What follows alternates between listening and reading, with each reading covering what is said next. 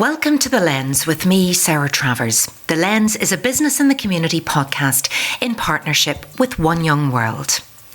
Now today we're bringing you a very special episode on the importance of responsible driving, and our guest today in the studio is Chief Superintendent Sam Donaldson.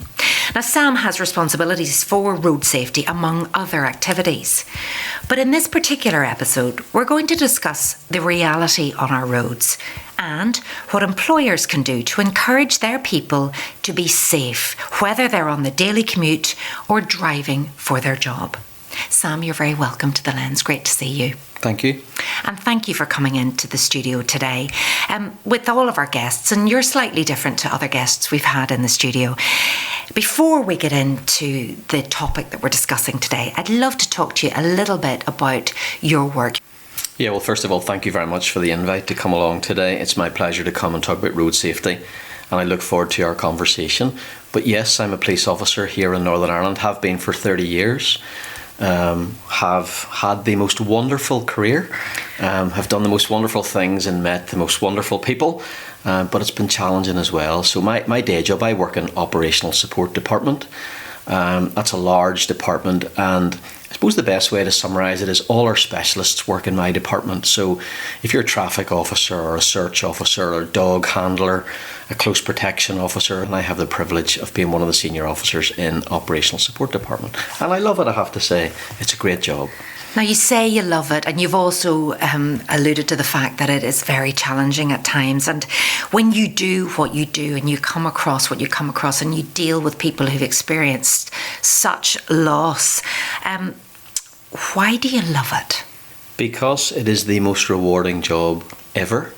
Yes, it's really, really challenging, and it's even more challenging at the minute, I have to say, Sarah, because things are very difficult in terms of finance and people, but the opportunities that you get in a job like mine to meet people, to change people's lives, to serve the public, I'm effectively doing all the things that, kids growing up wanted to do.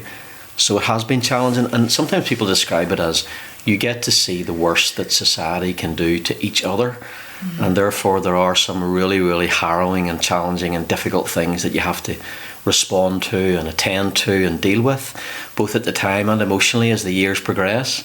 I take my hat off to my colleagues who are out there right now, going to calls, responding to incidents and dealing with those kind of scenarios. Now, responsible driving, that's what we're talking about today, and we're making that link with businesses and what employers can do to keep their people safe, or maybe spread the word about safer driving and looking after themselves on the commute. I'm imagining that the issues and the reality on the roads are similar right across the UK. Can you give us an idea of what you're dealing with right now, what we're dealing with in the UK on our roads? And I'm going to use the word horrific. Our roads are a horrific place at the minute, Sarah, and I'm not going to make an apology today at all for being blunt around the standard of driving, about being blunt around what's going on roads, because whilst I don't want people to be frightened, I want them to understand the reality. Now, Northern Ireland roads are probably similar to roads all over the UK, all over the island of Ireland, and I would argue Europe, America. It's a very similar story all over the world. The sad reality is that people are dying on our roads on a day-by-day basis all over the world. But I can tell you that last year in Northern Ireland alone, there were 71 people lost their lives on our roads. And this year so far, and we're only at late October here, we're over 50 this year so far. So what we see on the roads is, a lot of error, a lot of bad decision making, a lot of people who in my mind as a police officer don't recognise the risks. You're getting behind the wheel of a vehicle. It could be a motorcycle, it could be a car, it could be an HGV, or as a pedestrian or a cyclist, you're stepping onto what are, without a shadow of a doubt, the most dangerous places in our society. Every single road is really, really dangerous. But what we're seeing is what we're calling the fatal five, and we repeatedly see people who drive carelessly. We repeatedly see people who think it's okay to take drugs or to drink and drive, and I still can't get my head around that one. We see people who speed on a day-by-day basis. We see people who are on their phones, and I know that's a very topical one at the minute. Yeah. But whether it be your phone or even distracted through any kind of device, and the sad reality is some of our vehicles are now a little bit distracting as well with some of the technology. And then the fifth one is the seatbelt wearing. So careless driving, drink and drug driving, speeding, phones and seatbelts. I suppose, to be really blunt, those are what we call the fatal five. Those are the things that are happening on our roads, and the consequences are scary. You've mentioned the word horrific. Can you just describe, and I'm sure there are many people listening to this for whom this conversation could be a trigger, because so many people will probably know someone who has lost a loved one, or indeed they have suffered incredible loss themselves. But can you give listeners an example of the impact that such a collision has on lives? It's really difficult to do that. And for those who are listening right now, if you think of the greatest impact on your life that could happen right now and the consequences that can bring, that's exactly what can happen. So there's obviously immediate impact on the victim. And we're focusing today a little bit on the fatal five, but imagine all the people who are injured, whether they are minor injuries or serious injuries or indeed life-changing injuries. So, there's a lot of that going on as well. People need to think about those consequences. So there's the individual. I often think that people don't think about the impact on the emergency services.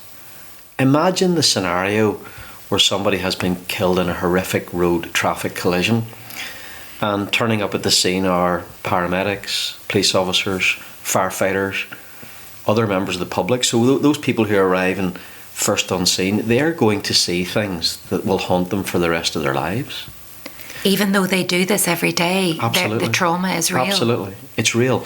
There's something in our society that suggests that if you're a paramedic, a police officer, a firefighter, that you've got this different. Wall of steel around you, or you've got these defensive. You're not. You're a human being, and many of my colleagues deal with this on a day-by-day basis.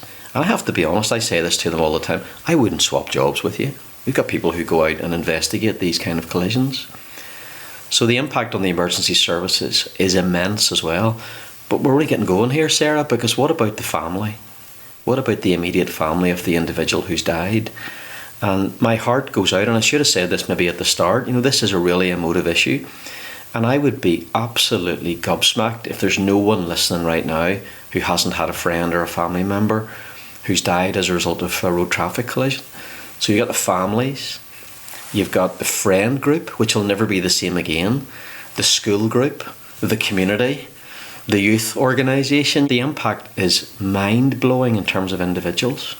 That ripple effect, and it leaves people scarred and changed for life. Mm-hmm. And those who maybe have survived as well a road traffic accident, often with life-changing injuries. Yeah, very much so. And we do talk about damage-only collisions, and it happens when two cars bump together, and we talk about injury collisions where people can walk away. Then we talk about serious injury collisions where, you could spend many months in hospital. Then we talk about life-changing injuries where you may never walk again. And even saying that, it's scary to think that could be the impact on a human being. And then you've got the fatalities, which is what we're focusing on today. To make it really simple, Sarah, that's somebody who gets in a car or heads out for a walk or a cycle and they simply do not come back. It's quite scary when you think of it like that. It really is. And, you've mentioned the carelessness, you've mentioned the drink driving, the speed, the phones, the seatbelt, the fatal five. But these are messages that we've been hearing again and again. Why then are they not getting through? I wish I knew the answer to that. Because every day I drive my car, and I'm sure that you're the same, and I'm sure that people who are listening are the same as well, and they see driving that is below the required standard.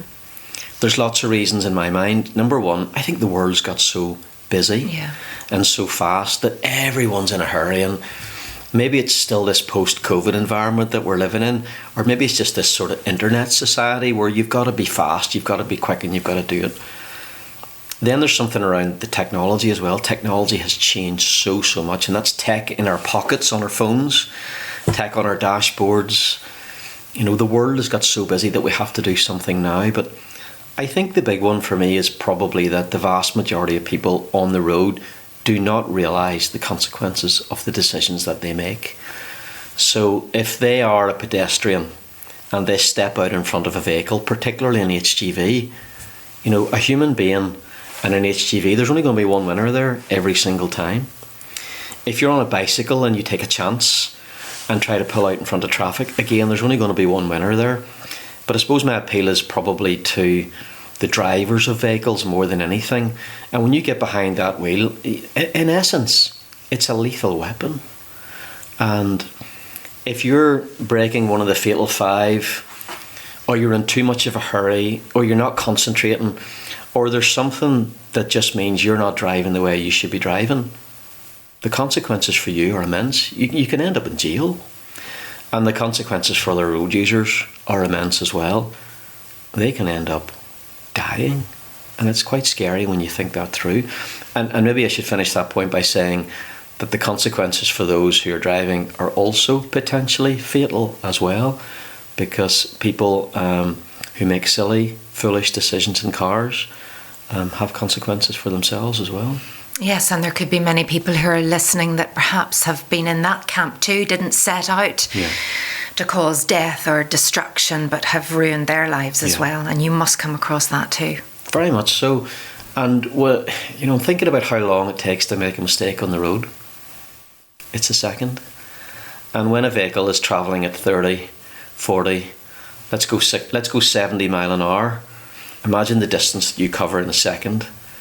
And you make a poor decision, or you do something foolish, or you take your eye off the road and focus on something else. And we all get distracted at times, me included.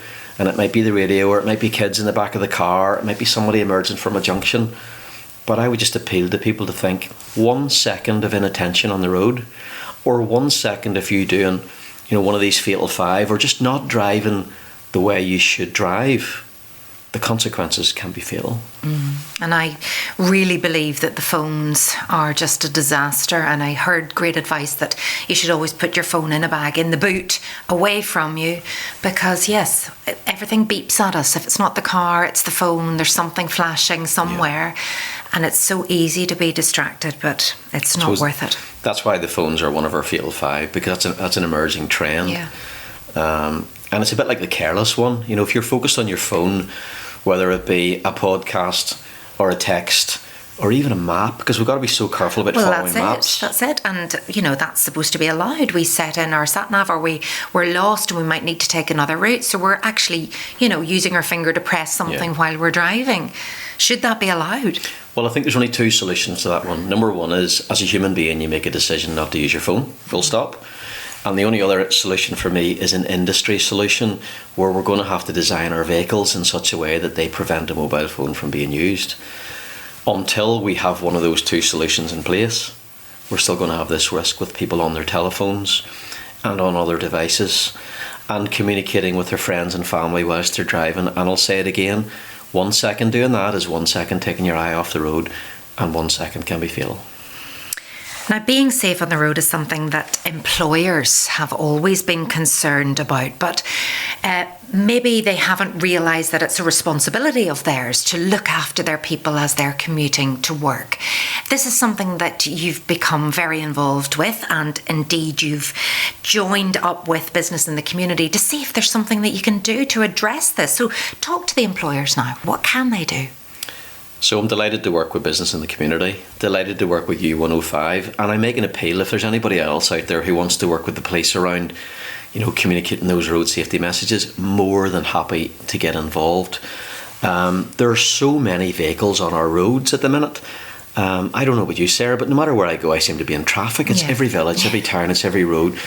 Although you are the traffic, isn't that what they say? If you're in traffic, You're not stuck in traffic, you are the traffic. Absolutely. The reality is there are a lot of vehicles on our roads. Many of those vehicles are fleet vehicles, or they're business vehicles. They could even be people like you and me travelling to or from our work. So in partnership with business in the community, we're trying to sort of connect with businesses, fleet managers, leaders in the business community, and we're trying to say to them, Yes, it's a really important message that individuals have to be responsible on the roads, and I don't want that to be lost today. But there's also an equally as important message for businesses to say, do I care about my staff when they're on the road? Am I content that they're safe? Am I content that they're driving at the required standards? So that's what the project is all about. And I suppose in really simple terms, I'd like anybody who's listening right now who has any kind of connection with the road when it comes to their business. As I said, you travel yourself, your staff travel, your fleet, whatever the case may be. If you have a business that uses vehicles on the road, I'd like you just to listen to this today and to think about, how can I make sure that these road safety messages are communicated to my staff? I'd like them to take it seriously. And I'd like that sort of double layered, where there's that personal responsibility, but there's also the fleet manager, the business leader. So I suppose that's what we're trying to do with business in the community more than anything. And then there's different levels of, how responsible is that business. I'm thinking of, if you've shift workers commuting, maybe you're an emergency vehicle driver, maybe you're a HGV driver. I'm thinking of that level of responsibility. I'm thinking, what makes employers sit up and listen and change what they're doing? Is it that they might be liable if something goes wrong? Well, they can be. If a fleet vehicle is involved in a collision, that vehicle in itself will be subject to an investigation. The driver will be subject to an investigation. Witnesses will come forward. We have to go through those motions. It will have an impact financially on your business. It may have an impact emotionally on the individuals involved.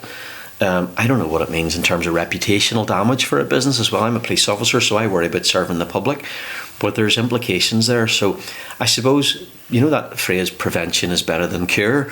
Maybe if people could think about it up front and just think about, am I being serious in terms of how I'm looking at road safety for my staff? Am I being real in terms of the training that's provided to them, the briefings that's provided to them?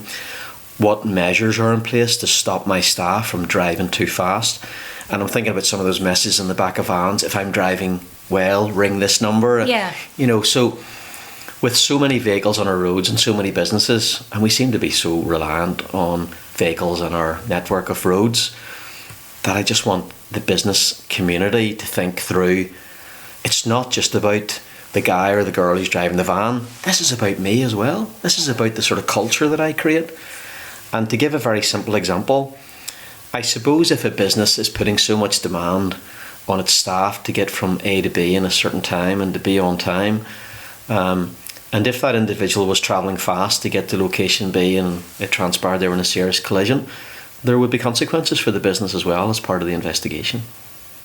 And it can't just be a box ticking exercise either. It's not just a case of go to this training program and maybe online or whatever, tick a box and then your training's all done. How do you actually police it, for want of a better word? Well, it's about culture, I suppose. So we talk about this a little bit in work. It's one thing ticking a box to say a policy's in place, or it's, I've been to the website and, aren't we great because we've got our name on the website. That's fantastic. Thanks very much for doing that.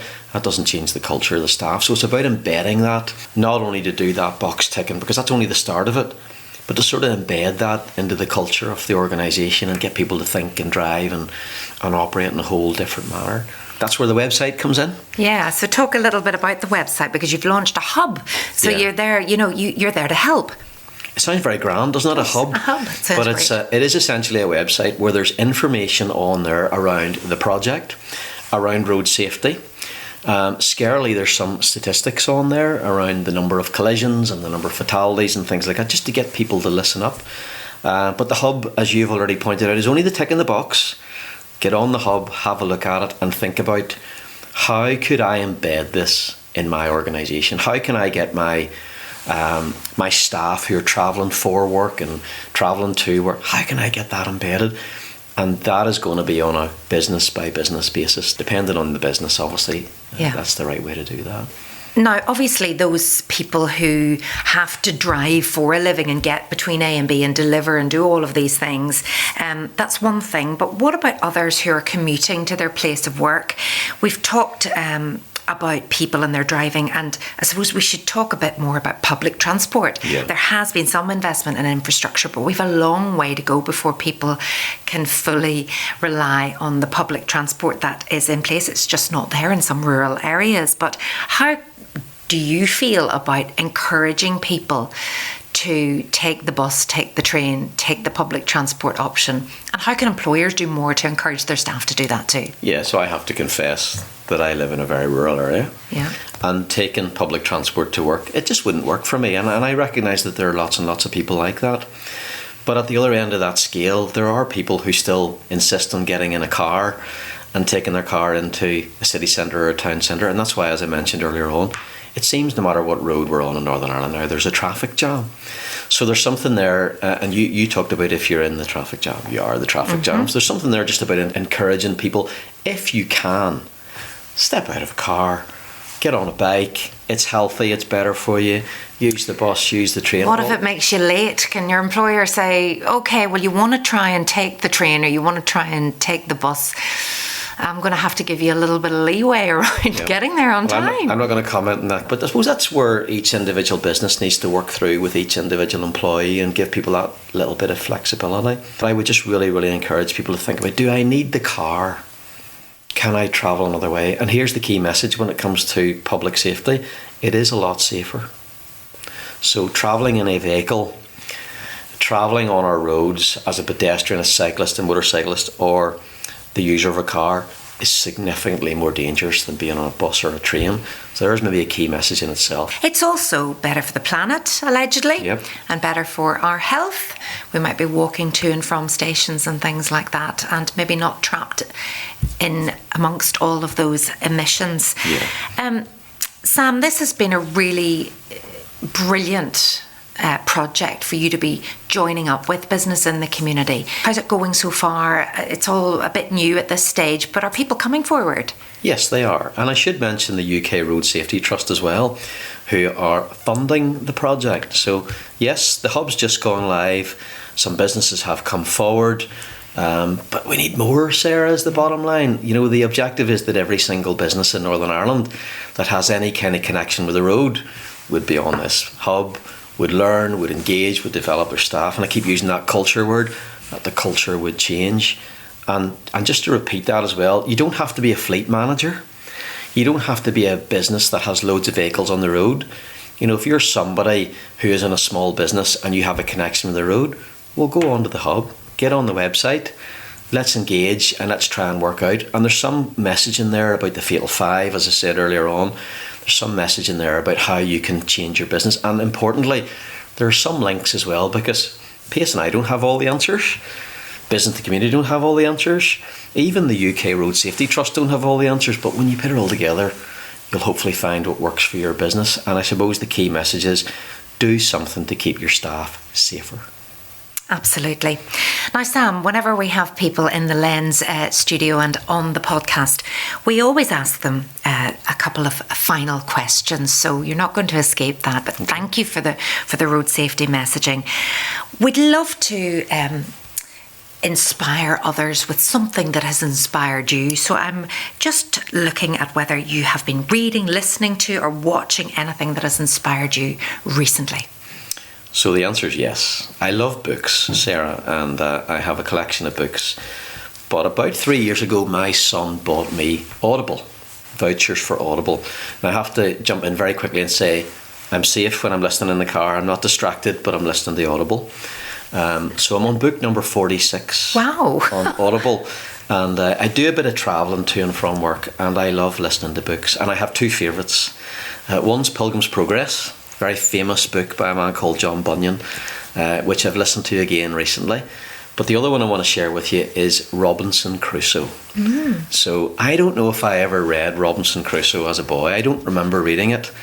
But I listened to it on Audible, and the story is absolutely fantastic. What was it about Robinson Crusoe that just stayed the with you? story, just the adventure, how he survives 29 years on the island. Is it that long? Gosh. It's mind-blowing, and I just loved the story about how someone can survive such really, really challenging circumstances. It took me back to my childhood almost. So that's probably the book that's jumped out at me more than anything over the last couple of years. Lovely. One of my 46. One of your 46. That's pretty good going, I must say. You must have a big commute to and from work. But I love the audiobooks as well, I must say. I do too. Although some of my family members are saying that I haven't really read them. But that's if you're listening, you're not really reading. I find now that I can't go back to reading, which is terrible because, yes, I'm just I just love immersing myself, going for a walk and listening. Yeah. Okay, the next question that I'd love to ask you is about what you are committed to doing more of or less of in the coming year to be a more responsible leader. So, this one's slightly more difficult, Sarah, because it's dead easy to talk about Robinson Crusoe. But I suppose the easy thing to say is I've come here today to talk about road safety. We've been communicating road safety messages for years and years and years. And I suppose my commitment, given that this is a conversation around businesses, is to commit that little bit more to businesses and to fleet and to the organisations that exist that are connected with the road. So my commitment over the rest of 2024 and 2025 from a road safety perspective is to try and engage as much as I can and to get my staff to engage as much as they can with the business community. And as an aside as well, I used to do lots more exercise. So I feel like it's the 1st of January and you're now asking me what my New Year's resolution is. But won't be long. Life is so busy and work is so busy that sometimes the amount of time that we and I dedicate to exercise could be more. So maybe there's a commitment from me to do a little bit more exercise and get a little bit more air in the lungs. Well, you need to fit your own oxygen mask first, isn't that what they say? So looking after yourself. They are brilliant. Good, thank you. Brilliant pieces of aspirations for you going forward. And finally, just tell us again, if anybody's listening to this right now, what they can do to be safer on the road. Well, let me finish by reminding people of the Fatal Five. These are the things that sadly are causing collisions, serious collisions and fatalities on our roads. So I need people to stop being careless. I need people not to take drink or to take drugs and drive. I need people to recognise the risk with speed. And sometimes, Sarah, we think it's only 32 or 35 and a 30. The consequences are immense. I need people to stay off their phones. I loved your idea about putting it in the boot, and it'd be really challenging. I'll have to do that now when I'm leaving here today. That's the next time I see you, I'm going to ask you if you've put your phone in the boot. Mm-hmm. And then the last one's about seatbelts. And that might seem to some people like, but everybody wears their seatbelt. I can't believe you wouldn't, because the car just shouts at you if you don't. They don't. Not everybody wears their seatbelt. Right. Yeah. Some of our vehicles don't tell us, and some people have made a decision not to wear their seatbelt. Some people actually click their seatbelt across the back of their seat, and then they'll sit on the seat without the seatbelt being around them. And I just think, talk about the Fatal Five. If you're travelling in a vehicle at 50 or 60 miles per hour and you come to an immediate abrupt halt with another vehicle or with a tree, you're going to leave that vehicle and you're going to hit a tree. You're significantly more likely to be injured and significantly more likely to die as a result of the injuries that you receive. So I suppose I need people to recognise the Fatal Five. I need people to drive a little bit more responsibly on the road. I need people to realise that it's not just the other drivers. It's about me and the things that I can do. And then I'd be missing my point if I didn't close with the business community and say, if you're a business community, get onto the hub and do something, as I said earlier, to make your business and the staff who work in your business safer on our roads. Thank you so much to our special guest today in the special episode, Chief Superintendent Sam Donaldson from the PSNI. You've been listening to The Lens with me, Sarah Travers, and if your business would like to find out more about the Digital Hub and the Fatal Five that we've been talking about today to keep your employees and staff safe, then you can visit www.bitcni.org.uk/responsible-driving. Thank you so much for listening. Stay safe on the roads and tune in next time.